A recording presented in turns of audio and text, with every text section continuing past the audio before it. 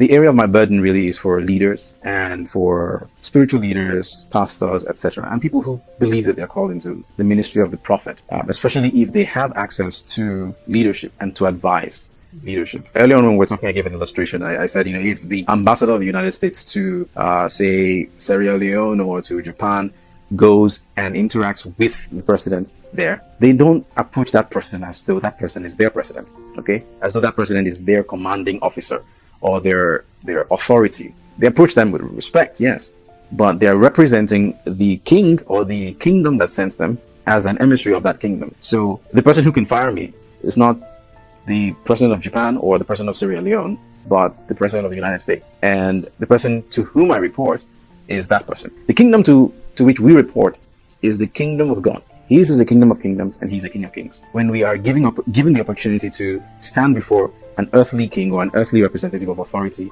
we understand that we are speaking to someone to whom authority has been delegated by that king. We're not bootlicking to that person who is currently in office, who is entirely fallible and finite. We are representing the kingdom of an everlasting God who's speaking from eternity. And all our counsel should be according to that.